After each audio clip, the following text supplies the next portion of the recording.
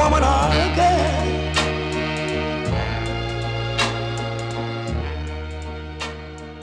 J'ai bien connu l'époque où, avec mes cousins, il suffisait de ramener du gibier et de l'étendre sur le comptoir pour qu'il réapparaisse dans les plats fantastiques. Évidemment, c'est nos mères qui faisaient tout ça et leur place était un peu trop dans la cuisine. Le film qui suit montre le parcours de 3 femmes d'exception qui ont su prendre leur place dans un monde encore masculin. Bonjour, je m'appelle Véronique Lévesque, je suis PDG chez la compagnie Buck Hunter et les produits Millennium. Comment ça a commencé la chasse dans ta vie? J'ai rencontré quelqu'un quand j'ai eu 18 ans. J'ai rencontré Mario Pépin qui avait la compagnie Buck Expert et moi j'étais complètement pas une anti-chasseuse si on pourrait dire, mais une grosse amoureuse des animaux, puis j'avais jamais chassé avant de le rencontrer. Quand je l'ai rencontré, ben éventuellement, c'est sûr qu'il m'a apporté avec lui à la chasse au caribou. Ça a été la première chasse que j'ai faite. On était à la chasse au caribou à Bay James, puis je suis vraiment tombée en amour avec la chasse, comme on pourrait dire. Donc après ça, ça s'est enchaîné. Après ça, je me suis mis aussi à guider à l'Orignal.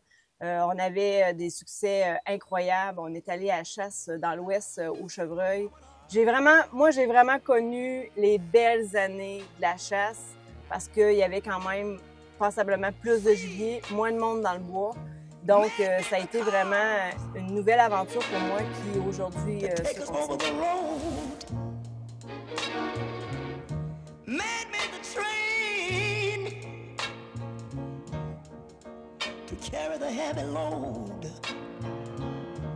Bonjour, je m'appelle Marie-Claude Landry. Je suis agent manufacturier, c'est-à-dire que je suis représentante dans les domaines de chasse et pêche, donc dans le domaine de pêche à la mouche et de chasse avec les compagnies Browning et Winchester.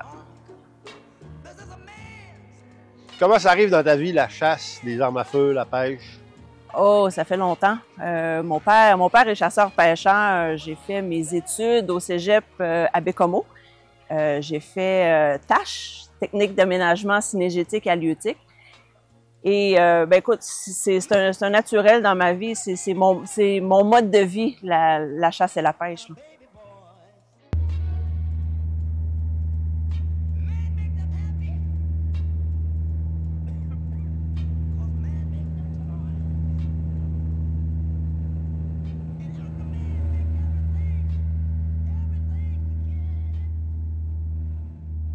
Oui, je m'appelle Anne-Marie Ambroise. Je travaille au dispensaire Mathieu-Mécouche-Lac-Jean. Comment ça arrive dans ta vie, la chasse? La chasse, j'ai grandi là-dedans, puis on a toujours vécu dans le bois jusqu'au temps que j'aille à l'école. On était dans le bois quand l'avion atterrit, puis là, ils m'ont dit « T'embarques, il faut que tu ailles à l'école ». Là, je voulais pas trop, je pleurais. Parce qu'ils ont amené ma cousine à ma place. Là, j'étais obligée d'aller à l'école. Tu as des pensionnats à l'école? Non, ça c'était au début, là, le primaire, la première année, maternelle. Il fallait que j'aille à l'école là. Après ça, j'étais ici à l'école jusqu'en 3e année. 3e année, non. Là, on m'a envoyé au pensionnat. Parce que mes grands-parents vivaient dans le bois, ils allaient à la chasse. Ils ne pouvaient pas me laisser toute seule. Puis là, j'ai vécu là 6 ans de temps. Puis à chaque été, quand je revenais, là, du pensionnat, là, je demandais à grand-père. J'ai dit, grand-père, quand est-ce qu'on va dans le bois? Chaque année. Là, il me disait, après la procession, après le 15 août. C'est là que c'était le même à chaque année, là. À chaque été, quand je venais, là, j'y posais toujours la même question.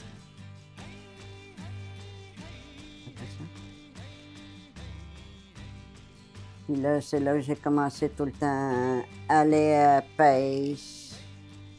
Puis là, j'allais avec grand-mère, mettre des collets. On tuait des perdrix. tous eux autres qui m'ont montré à aimer la chasse. Puis on pêchait. Là, on était au lac Lefer. Il me débarquait sur une grosse roche en plein milieu du lac, là. Puis là, il dit, « Toi, tu vas pêcher là. » Là, je pêchais là. Je prenais de la petite truite.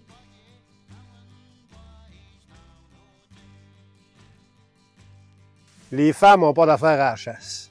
Qu'est-ce que tu as à dire là-dessus? Ça a été quelque chose que moi, j'ai vécu beaucoup, je te dirais, plus que la génération d'aujourd'hui. Parce que quand j'ai commencé à chasser, il y a 30 ans, il n'y en avait pas de femmes à chasse. Ça, c'est sûr et certain. Il n'y avait pas de groupe, il n'y avait rien. Il n'y avait même pas de femmes dans les salons de chasse. Donc, quand j'ai commencé, ça a été vraiment quelque chose que j'ai forgé. Donc, heureusement, nous autres, on faisait des films. Donc, ça a permis vraiment aux gens de voir que c'était vraiment moi qui chassais. Parce que c'est sûr que c'est facile d'être en arrière du gibier sur une photo puis de faire comme si c'est nous autres qui l'avaient abattu. Mais le fait d'avoir des films, le fait qu'on me filmait aussi quand je guidais des groupes, qu'on avait beaucoup de succès, ça l'a vraiment aidé. On faisait des salons, je voyais de temps en temps des femmes avec leur mari, donc j'allais les chercher tranquillement. On m'a vu aussi dans les revues de chasse et pêche. Sentier Chasse et pêche a été le premier à publier justement une photo de femmes à la chasse que j'avais chassée, un orignal au Nouveau-Brunswick.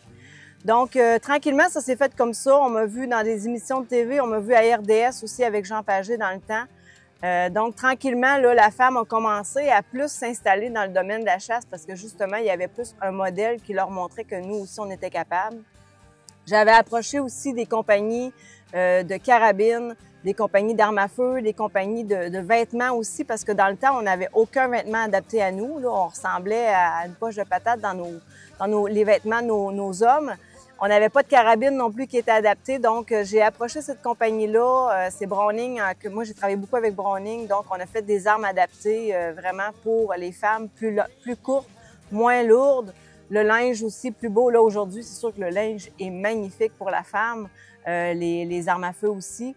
Donc maintenant, on voit beaucoup de groupes de femmes, on voit beaucoup de femmes qui s'affichent. Donc, je trouve ça vraiment merveilleux maintenant de voir comment est-ce que la femme s'est impliquée dans ce domaine-là qui était autrefois typiquement masculin. Les femmes n'ont pas d'affaires à la chasse. Qu'est-ce que tu as à dire là-dessus? Je pourrais en parler longtemps. Moi, j'ai fait mes études quand j'étais au cégep à Bécomo. J'étais en 93-96, donc on recule quand même de presque 30 ans déjà. On avait des commentaires comme ça. Les femmes, ça n'a pas d'affaires dans le bois. Les femmes, ça n'a pas d'affaires à la chasse. Je l'ai entendu, mais regarde, heureusement, les choses ont évolué parce qu'il y a de plus en plus de femmes qui s'intéressent à ça. Puis, heureusement, ben, il y a plusieurs gars qui font de la place là, aux femmes. Là. Moi, j'ai eu la chance de chasser pendant presque 10 ans avec un groupe de chasseurs. On était 6, il y avait 5 gars, j'étais seule de filles. Puis, je faisais partie de la gang, là. Fait que, heureusement qu'il y a ce genre de gars-là. Mais, même encore aujourd'hui, en 2025, on entend encore des commentaires comme ça, mais, regarde. Il y a de plus en plus de femmes à la chasse, puis c'est bien correct, là.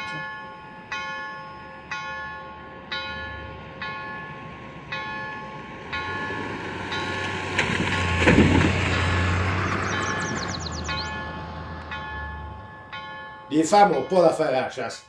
Qu'est-ce que tu as à dire là-dessus? Pas vrai. Ça, c'est pas vrai.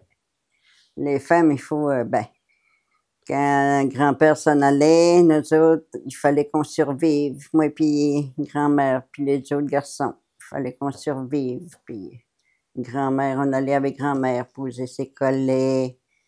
Les petites perdrix, on poignait les perdrix avec les tiroches, des fois avec la 22. Tu avais quel âge quand tu t'es servi de la 22 la première fois? Oh mon Dieu, j'étais jeune. J'étais jeune, ça ne m'appartenait pas, premièrement. C'est la première fois que ça fait 3-4 ans que j'ai ma 22 à moi, là, qui m'appartient. Tu avais quel âge? Mon Dieu, j'avais 14-15 ans. Quand je me suis servi la carabine, là. Puis les femmes, de plus en plus, ils aiment ça aller à la chasse. Il y en a beaucoup qui tirent des caribous. Moi, j'ai pas tiré de caribou encore. Oui, j'ai tiré une fois, c'est vrai. Avec le 22. Oh, avec une 22? Avec une 22. Comment t'as fait? J'ai tiré dans les oreilles. Mais j'ai pogné les panaches.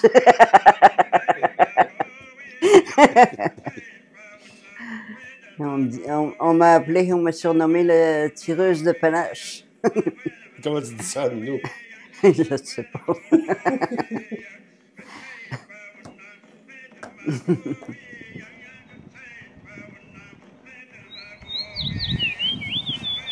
Est-ce qu'il y a des moments dans ta carrière où tu as senti que le fait d'être une femme, là, ça marchait pas, là? Ça m'est arrivé 2 fois. Ça m'est arrivé, la première fois, c'était à l'usine. J'avais quelqu'un qui m'attendait dehors avec un camion. Puis, il a essayé de me faire un accident. Il a essayé de me percuter, en tout cas, avec son camion. Heureusement, l'histoire a fait que j'ai été capable de pouvoir dévier cette personne-là. Mais j'avais pris son numéro d'immatriculation. Donc, j'ai appelé la police. Ils sont allés chez eux et ils sont revenus me voir puis ils m'ont dit écoute, on l'a averti la prochaine fois, on lui a dit s'il retournait par là parce qu'il habitait pas là du tout, il était à 1h30 plus loin. Donc, pour faire une histoire courte, la police m'a dit que c'était un psychopathe, là. C'était vraiment quelqu'un qui avait des gros problèmes mentaux, qui avait plusieurs Facebook, dans le fond. Donc, c'est un peu comme ça qu'il regardait les gens qui voulaient intimider. Il avait dit aussi à la police qu'il allait me montrer comment chasser le chevreuil, que je savais pas chasser le chevreuil. Bon, bref, ça a été une histoire un peu spéciale. Très heureuse que mes enfants aient pas été avec moi cette journée-là. Mais il est quand même revenu et il a fini que les polices l'ont quand même ramassé parce que justement, lui, il avait vraiment son idée de me montrer à chasser le chevreuil. Bref, il faut jamais prendre ces choses-là à la légère non plus parce qu'on sait jamais à qui qu'on a affaire. Puis l'autre événement, ben c'était mettons, au salon de Trois-Rivières. Après une conférence que j'avais donnée, j'avais eu l'année d'avant une chasse à l'ours avec Rodon. Donc, on me voyait justement en très gros plan devant. Puis ma carabine, c'est une carabine qui est quand même très courte. Donc, quand que ça a un recul, c'est vraiment, ça donne vraiment une force d'impact. Et de la façon que l'angle de la caméra était, ben on aurait dit que je fermais mes yeux. C'est une chose que je fais jamais. Mais cette personne-là, quand ma conférence a été terminée, il est venu me voir, puis il s'est mis vraiment à me crier dessus, que je savais pas chasser, qu'on devrait pas montrer ça aux enfants, que j'étais un mauvais exemple, ici et ça. Et il me pointait comme ça, vraiment, là, dans le thorax, là, vraiment quand même avec une bonne pression. Puis, à un moment donné, le ton s'est mis à monter. Puis moi, je l'écoutais parce que je comprenais pas qu'est-ce qui l'avait rendu si enragé, si on pourrait dire. Donc, jusqu'à ce qu'à un moment donné, il se lève la main pour pouvoir me gifler. Et il y avait quelqu'un à côté de moi qui était là et qui lui a pris la main. Puis il a dit, voyons, calme-toi, tu sais, va-t'en, sors. Fait qu'il avait été expulsé du salon. Mais bref, c'est sûr que ces 2 événements, on pourrait dire isolés, parce que bon, ça n'arrive quand même pas tous les jours. Comme j'ai dit, ça fait quand même 30 ans que je suis dans ce domaine-là. Et c'est les 2 seules fois que je pourrais dire que j'ai été victime de violences verbales ou physiques. Mais je vous dirais qu'en général, ça se passe quand même très bien. Je crois que le fait que je sois là depuis plusieurs années aide aussi. Mais sur les réseaux sociaux, j'ai jamais eu de messages haineux en privé ou peu importe. Donc, je pourrais dire que si j'entends d'autres femmes parler qui, eux, le vivent, je me trouve quand même chanceuse, si on pourrait dire, d'avoir eu juste ces 2 événements-là. Mais c'est sûr que la violence envers les femmes, verbale ou physique, est toujours présente là, dans ce domaine-là, un petit peu plus que ça serait un métier plus féminin, si on pourrait dire. Est-ce qu'il y a des moments dans ta carrière où tu as senti qu'il y avait quelque chose qui ne fonctionnait pas ou que tu n'étais pas bien reçu parce que tu étais une femme? Oh! Oui, souvent. Souvent, de moins en moins, mais ça m'est quand même arrivé. Je te dirais, la l'anecdote la plus savoureuse de ma vie, je pense, c'est j'étais partie pour la chasse au caribou en hiver et le guide que je devais avoir a refusé de me guider parce que j'étais une femme. Il dit, ouais, il dit, je guide pas de femmes. Alors, je suis partie à la chasse au caribou avec le cuisinier de la pourvoirie. Et quand je suis revenue avec mes 2 caribous en arrière de mon skidoo. Puis j'ai fait ma chasse comme n'importe qui d'autre, là.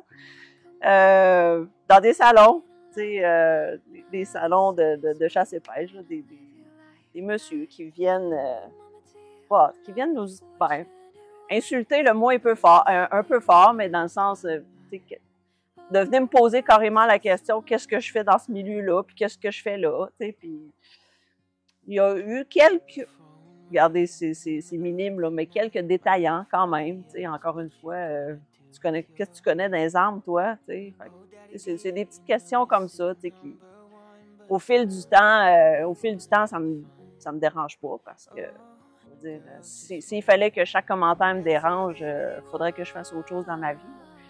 Mais voilà, ça me fait toujours sourire. Maintenant, ça me fait sourire. Est-ce que ça s'est amélioré un peu aujourd'hui ou ça n'a pas trop changé? Ah non, définitivement, ça a très changé, là. Oui, je veux dire, il y a de plus en plus de femmes dans le domaine. Juste dans les salons, on le voit, le nombre de femmes qui augmente, dans des kiosques de chasse et pêche, il y a de plus en plus de femmes. Moi, quand j'ai commencé, j'étais représentante pour une compagnie de pêche à la mouche qui s'appelait Jill Loomis dans le temps, puis j'étais seule de femme en Amérique du Nord, là. J'étais seule de ma gang pas mal, là. Et puis, c'est ça. Là, maintenant, on va dans les salons, puis il y a de plus en plus de femmes, là, comme je disais, là, dans des kiosques, des représentants de femmes dans le domaine, on en voit de plus en plus. Fait que c'est le fun.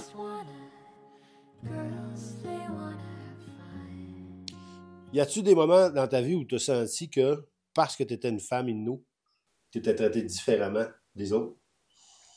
Ben, pas seulement les femmes, c'était tout le monde, tous les Autochtones qui étaient traités, qui étaient mis à part. Comme dans le train, quand on prenait le train, il y avait un wagon pour eux autres, puis il y avait un wagon pour les Blancs. La même chose quand tu allais dans les bars. Il y avait un bar pour les Inuits. C'était au sous-sol de l'Hôtel Royal. Puis il y avait un bar en haut, ils appelaient ça, je sais pas comment, un salon rouge qu'ils appelaient. Ça, c'était seulement pour les Blancs. Puis les Autochtones n'étaient pas acceptés là. Puis il y avait plein de... Il y a des non-autochtones qui venaient dans le bar en bas, ben, pour faire de la merde, là, aux Inuits, puis des fois, là, ça se bagarrait, puis là, ça suivait jusqu'à à Matchmekouche. Il allait écœurer les Inuits à Matchmekouche. Ça les amusait? Ça les amusait. Puis là, la police, j'étais pas trop... on dirait qu'il était avec eux autres, là, avec les Autochtones. Ils les arrêtaient pas. Ils venaient battre des Autochtones en réserve. Il arrivait souvent qu'ils les amenaient en prison, puis ils les battaient là-bas. Puis... même... ben, à l'école, je me rappelle pas j'étais souvent avec des Autochtones à l'école, là. Après ça, ici à l'école, on était traités comme, je sais pas moi. Ils voulaient pas qu'on gradue, qu'on soit plus haut. Quand quelqu'un était bon à l'école, là, ils les mettaient à part, ils les mettaient, comment qu'ils appellent ça, là? Dans ceux-là qui sont pas bons. Pas IAT, initiation. Ils voulaient qu'ils travaillent, montrer des emplois pour pas qu'ils fassent trop d'études, fallait pas qu'ils soient trop intelligents, les Autochtones. Puis ceux-là qui étaient déjà en régulier, non, c'était pas bon pour eux autres, là. Il fallait qu'ils soient avec les moins... initiation au travail, ça s'appelait, je pense. Puis, il amenait les Autochtones aussi dans une classe spéciale. Il montrait à faire la couture, il montrait il appelait ça l'enseignement ménager. Il montrait à faire la couture, à faire à manger. Il restait plus grand place pour la chasse? Non.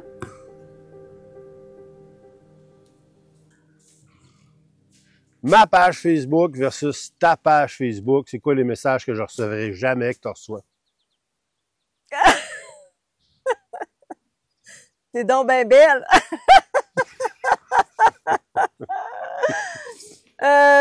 Non, mais comme j'ai dit tout Non, mais à est-ce que ça va plus loin que ça devrait? Est-ce que tu comprends là, des messages que moi je recevrai pas là? Non, jamais. Non, jamais. Écoute, les gens sont quand même très respectueux, là, je pourrais te dire, là. J'ai pas à me plaindre là-dessus pour vrai. Mais je crois que tout est de la façon que tu te présentes. Je crois que tout est de la façon que tu vas parler, que tu vas te présenter, que tu vas t'habiller, le genre de conversation que tu vas avoir, ce que tu écris, ce que tu publies. Je crois que tout vient de là au départ. Si tu te respectes toi-même en tant que personne, ben ils disent que le respect attire le respect. Donc, je crois que je ne vis pas ça en grande partie grâce à ça. Parce que justement, je filtre qu'est-ce que je fais et qu'est-ce que je publie. Donc, des messages qui n'auraient pas lieu d'être, j'en reçois pas. Je m'en souviens pas. Là. En tout cas, peut-être une ou deux fois, peut-être au début, mais non, jamais.